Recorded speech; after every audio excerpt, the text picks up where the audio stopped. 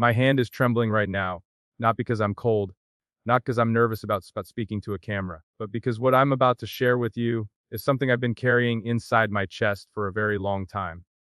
And tonight, I finally decided it's time to let it out. Imagine this: you have 5 minutes left, 5 minutes before everything changes, 5 minutes before the last door closes, 5 minutes before the person you love the most might disappear from your life forever. What do you say? What do you do? Do you freeze? Do you run? Do you dial their number with shaking fingers and hope, desperately, painfully hope, that they pick up?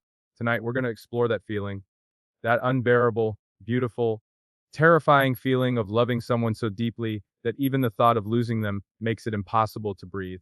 And we're going to talk about what it really means when time runs out, not just on a clock, but in your heart. Stay with me, because this one's going to go deep. Paroni. The weight of unspoken words, music softens slightly. There's something nobody tells you about love. They tell you it's wonderful.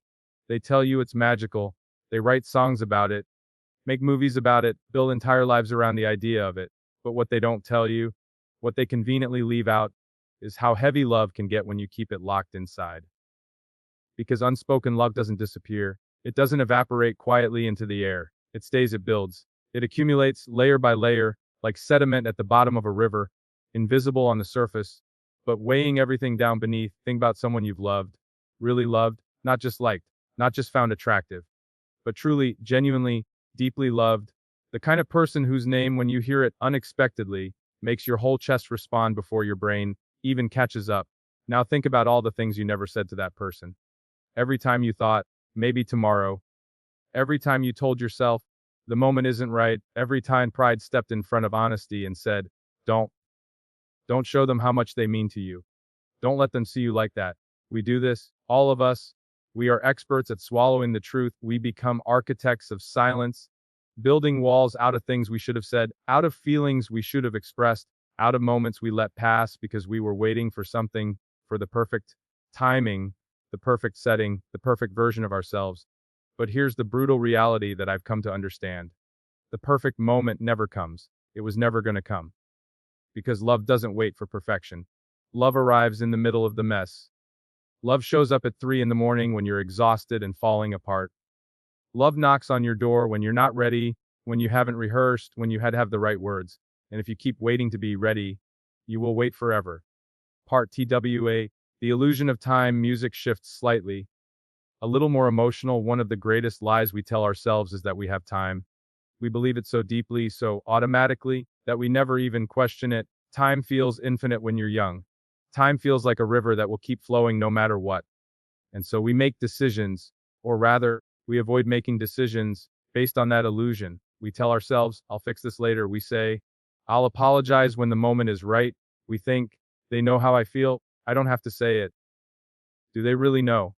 Because here's what I've learned: people cannot read silence. They cannot decode your love from your absence. They cannot feel your devotion from your distance. No matter how much you carry someone in your heart, if you never express it, if you never show it, as far as they know, it doesn't exist. And that is a tragedy, not a dramatic movie-style tragedy with grand gestures and sweeping orchestral scores. No, the real tragedy is quiet. The real tragedy is ordinary. The real tragedy is two people who loved each other, who never quite said so, who both waited for the other to go first, and who eventually drifted apart, carrying wounds that never needed to happen. I think about time differently now.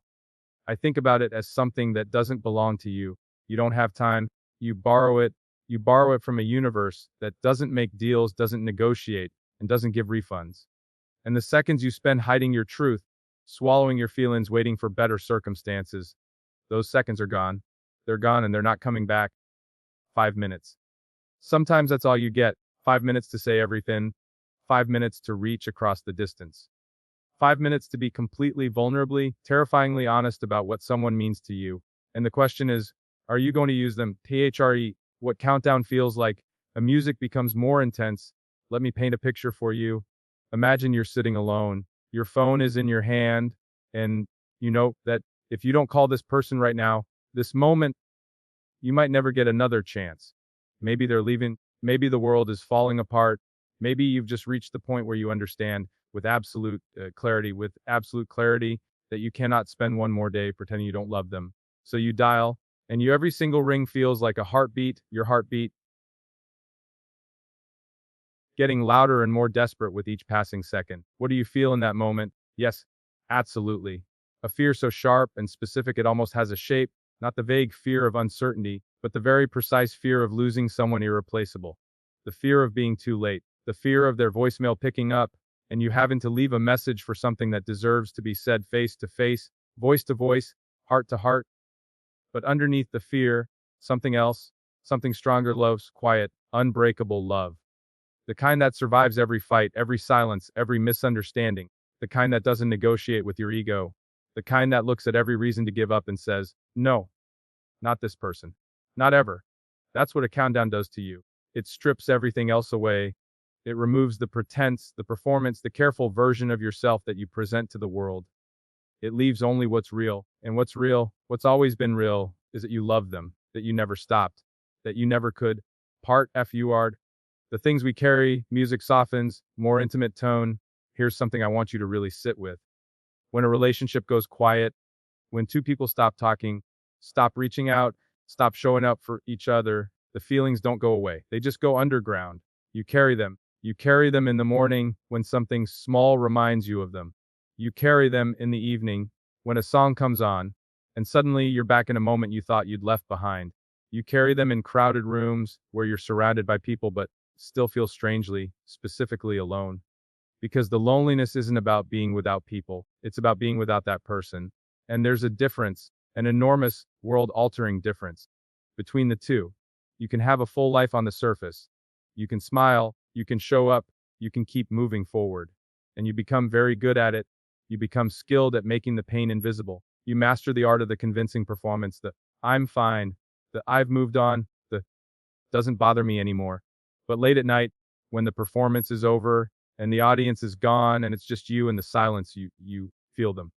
You feel the shape of what's missing. You feel the exact dimensions of the empty space they left behind. And you realize, probably not for the first time, that you didn't actually move on. You just got better at carrying the weight. This is the thing about real love. It doesn't fade on its own. It doesn't just dissolve because you stopped talking or because time passed or because you convinced yourself it was over. Real love has to be released. It has to be acknowledged, expressed, and either returned or honestly let go. Silence doesn't release it. Distance doesn't release it. Pretending doesn't release it. Only truth does. Pride, the destroyer of everything. Music becomes reflective. Can we talk about pride for a moment? Because I think pride is responsible for more heartbreak than anything else in the world, more than distance, more than timing, more than circumstance. Pride, that invisible, irrational, stubborn force inside us, has destroyed more good things than I can count. Pride is the voice that says, don't call them first. Pride is the voice that says, they hurt you. Why should you apologize? Pride is the voice that says, if they wanted to talk, they'd reach out. Pride is the voice that watch a beautiful relationship crumble into silence and says, at least you didn't look weak. At least you didn't look weak. What a devastating trade. What an absolutely terrible deal. You sacrifice connection, intimacy, love, understanding. And what do you get in return? The cold comfort of having never been the one to reach out first. The hollow victory of maintaining your walls while everything worth fighting for disappears. I've watched people I care about lose relationships they would have done anything to save, simply because neither person was willing to be the one to go first. Simply because both of them were sitting on opposite sides of a silence, waiting, hurting, hoping, and too proud to move. Don't be that person. Please, don't be that person, because I promise you, and I say this with everything I have, when you're sitting at the end of something, looking back at what you lost, pride won't keep you warm, pride won't fill the silence, pride won't lie next to you and make you feel like you're home. Only love does that, and love requires courage. Love requires the willingness to look foolish, to be vulnerable, to say the scary thing out loud and risk that it might not be received the way you hoped. 5 minutes. That's what you have. And in those 5 minutes, pride has no business being in the room. Part test sex. What loving someone properly looks like. Music becomes warmer. I want to talk about what real love actually looks like.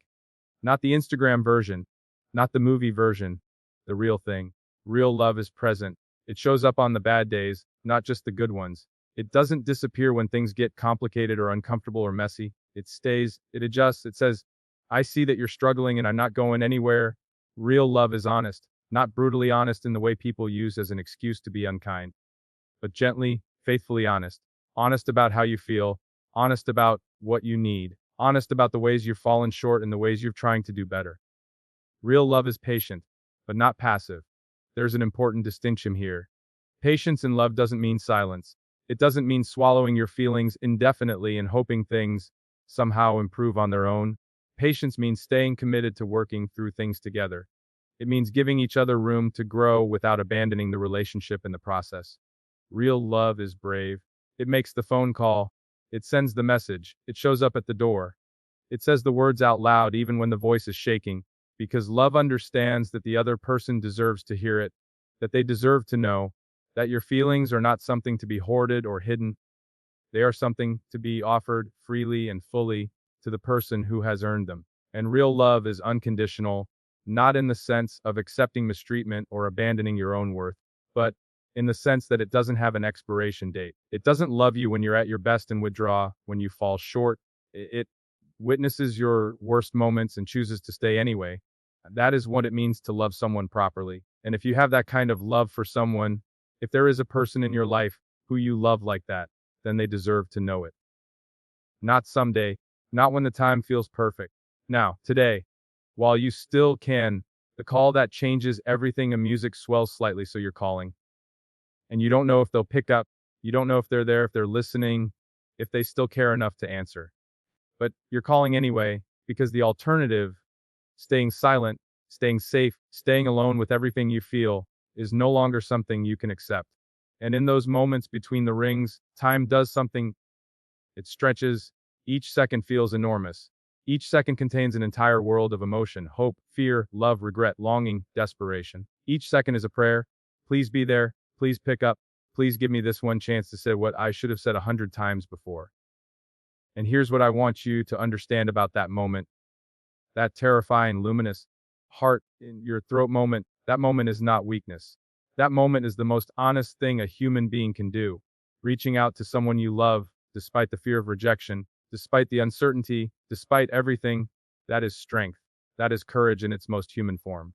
Because it's easy to be strong when nothing is at risk. It's easy to be composed when you don't care about the outcome. But when you love someone, when the outcome matters more than almost anything in the world, picking up the phone anyway, pressing call anyway, speaking anyway, that's what real bravery looks like. Not the kind of bravery that wins awards.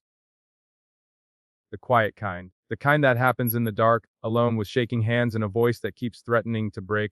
Party GHT. Even if they don't answer, music becomes contemplative. Now I have to be honest with you about something. Because not every call gets answered. Sometimes you reach out, and the phone keeps ringing. Sometimes you say the thing you should have said long ago, and the universe doesn't reward your courage with a neat, satisfying resolution. Sometimes the person has moved forward. Sometimes the door is closed. And I won't pretend that doesn't hurt. I won't tell you it doesn't matter, because it does. It hurts deeply, specifically, in a way that stays with you. But here's what I believe. Saying it still matters. Saying it, even if they don't answer, even if they never know, even if it changes nothing externally, it changes you. It releases you from the prison of what you kept inside. It closes a wound that silence had been keeping open. It gives you back something important, knowledge that you were honest. That when the moment came, you chose love over pride. You chose truth over safety. You chose to be real. And that is not nothing. That is not a small thing. Because the person you become when you choose honesty, when you choose courage, when you choose love even in the face of uncertainty, that is a person you can live with. That is a person who has no regrets, not about the outcome, but about the effort, about the reaching, about trying, truly trying, is all any of us can ever do. Part in any.